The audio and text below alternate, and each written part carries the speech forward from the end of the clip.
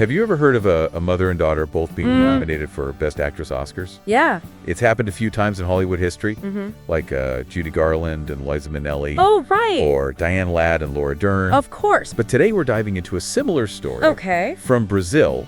Interesting. With the Fernandas. Okay. Fernanda Montenegro and Fernanda Torres. Wow, that's pretty incredible. It is, right? Yeah. It feels like we're witnessing a cinematic dynasty unfold. Fernanda Montenegro made history back in 1998, Okay. becoming the first Brazilian ever nominated Oh. for a Best Actress Oscar Really? for her role in Central Station. Central Station. And now her daughter, Fernanda Torres, Okay. follows in her footsteps with a nomination for I'm Still Here, I'm Still Here. also directed by Salles.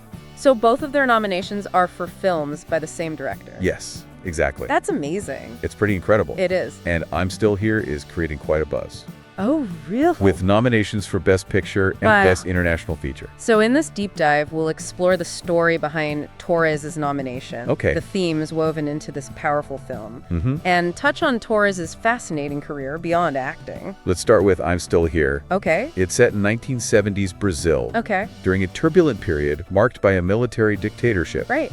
The film tells the story of Eunuch Paiva, Okay. a mother of 5, whose husband becomes a victim Oh, wow. of the dictatorship's Okay. disappeared program. This disappeared program was a chilling tactic Yeah. used by the regime to silence dissent. Yes. People considered threats Wow. to the government were abducted, Oh, God. often without a trace, That's terrible. leaving families in a state of agonizing uncertainty.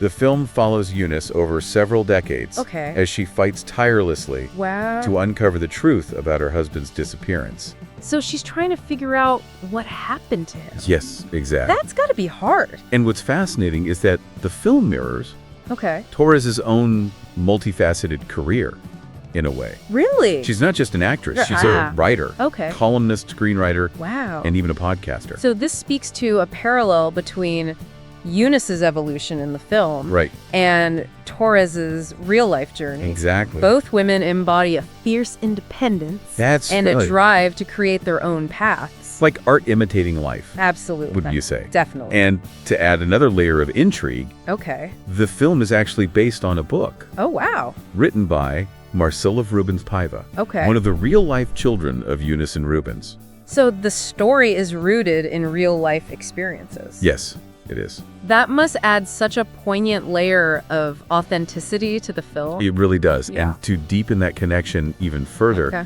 Fernanda Montenegro, Torres' mother, Okay. makes a brief appearance in the film, Oh, wow. sharing the role of the older Eunice with her daughter. So they're both playing the same character Yes. at different ages. Exactly. That's incredible. It's almost as if the lines between Yeah. their on-screen and off-screen lives right. are blurring, Interesting. creating this beautiful interplay Yeah. between reality and art. I see what you mean. And to make it even more intriguing, Okay. Walter Salles, the director, Right. actually knew the Paiva family personally Oh, really? back in the 1960s. Wow. Yes, Salles actually spent time with the family Okay. in their Rio home, Interesting. which was known for being a hub Okay. of individual and artistic activity. So he was immersed in their world Yes. even back then. Exactly. This personal connection undoubtedly adds another layer I think so too. of depth and understanding to his portrayal of their story. It's fascinating how all these elements come together. It is. It's not just a fictional story, right? it's interwoven with real lives, relationships, and history. Precisely. And that's what makes I'm Still Here so captivating. I can see that.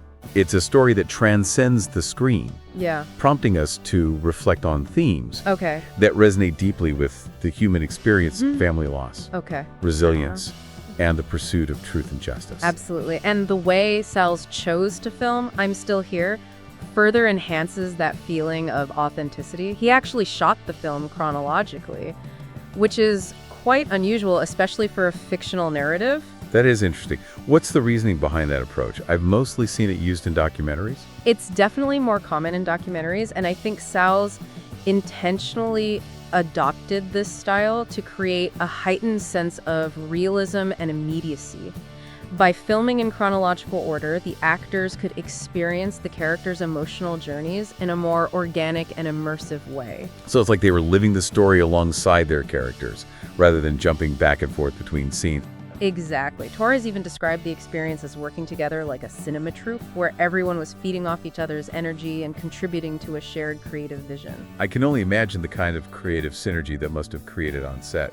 Was there anything Torres specifically mentioned about her experience working with Sal's? She shared a really interesting anecdote about how Sal's used her as a sort of tuning fork for the other actors. He would encourage her to find the emotional core of each scene, and then the other actors would calibrate their performances based on her energy.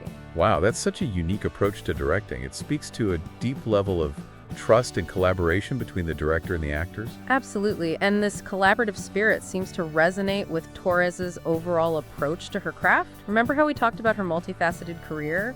Well, she actually made a conscious decision early on to become an independent artist, so she wouldn't have to wait for opportunities to come to her. She wanted the freedom to create her own projects and explore different avenues of expression. That's incredibly inspiring. It reminds me of Eunice's resilience and determination in the film, her refusal to be silenced or broken by the circumstances she faces. That's a great connection. It seems both Eunice and Torres share this inner strength and an unwavering commitment to pursuing their passions, whether it's fighting for justice or creating art. It's like they both embody a spirit of defiance against forces that seek to limit them. And speaking of defiance, one scene that really struck me was when Eunice insists on serving dinner to the police who invade her home. That's a powerful scene. It reveals so much about Eunice's character. At that moment, despite the fear and uncertainty swirling around her, she chooses to maintain a semblance of normalcy of control. It's almost like a quiet act of rebellion, a refusal to be cowed by their intimidation tactics. It's like she's saying, "You may have taken my husband, but you won't take my dignity or my home." And as the film progresses, we see Eunice's character transform even further. Torres described it beautifully when she said that Eunice becomes, in a way, Brazil. That's a brilliant observation. It suggests that Eunice's personal journey, her search for her husband, and her fight for justice becomes intertwined with the larger struggle for freedom and democracy in Brazil. It's like her individual story becomes a microcosm of the nation's collective trauma and resilience. Exactly, and this brings us to another crucial aspect of I'm Still Here, the timeliness of its themes. The film explores the fear and oppression that can arise under a dictatorship, a topic that sadly continues to resonate in many parts of the world today. It's a stark reminder that the fight for human rights and democratic values is an ongoing battle, and that we must remain vigilant against any attempts to erode those freedoms. Absolutely, and I'm Still Here doesn't shy away from depicting the brutal realities of life under such a regime. It shows the psychological toll it takes on individuals and families, the erosion of trust, the constant fear of surveillance and reprisal. It's a chilling portrayal, but also an important one. It forces us to confront the human cost of political oppression and to never take our freedoms for granted. And it's a reminder that even in the darkest of times, there is always hope. Eunice's unwavering spirit, her determination to find her husband and seek justice for her family, is a testament to the indomitable human spirit. And that message of hope is so essential, especially in today's world where we're often bombarded with news of conflict and injustice. It's a reminder that even in the face of overwhelming odds, individuals can make a difference, can fight for what they believe in, and can inspire others to do the same. And speaking of inspiring individuals, we've been focusing a lot on Eunice's journey, but let's shift back to Fernanda Torres for a moment. Her career trajectory is quite fascinating. Yes, it's amazing how she's managed to carve out such a diverse and successful path in the arts. It's not just acting, she's a true multi-hyphenate talent. Absolutely. She's published several novels, written screenplays, contributed columns to major newspapers, and even hosts her own podcast. This multifaceted approach speaks to a restless creative spirit and a desire to constantly challenge herself. It's like she's constantly pushing the boundaries of her creativity, exploring different avenues of expression. Just like her character Eunice refuses to be confined by society expectations or the limitations imposed by the dictatorship. That's a great parallel, and it makes you wonder, is this constant exploration, this refusal to be put in a box, a trait she inherited from her mother? That's an interesting question. I mean, Fernanda Montenegro has had such an illustrious career herself, breaking barriers and paving the way for other Brazilian actors on the international stage. Absolutely, and both women seem to share this unwavering dedication to their craft, this refusal to be defined by external forces. It's like they've both embraced this spirit of artistic independence, forging their own paths and defining expectations. And in doing so, they've become icons not just in Brazil, but on the global stage. Their achievement have inspired generations of artists and continue to push the boundaries of what's possible in the world of cinema. Their story is a testament to the power of talent, hard work, and unwavering determination. And it's a reminder that even in the face of adversity, the human spirit can triumph, and art can be a powerful force for change. It's incredible to see how their personal journeys have intersected with their artistic expressions. It adds another layer of depth and meaning to their work. Speaking of which, there's another interesting aspect to the filming of I'm Still Here that we haven't touched on yet. Do you remember how we talked about the day Sultan Mello, who played Rubens, left the set? Yes, the day his character disappears in the story. Torres described feeling a sense of surrealism, as if the line between fiction and reality had blurred completely. That must have been an incredibly powerful moment for her, both as an actress and as a daughter.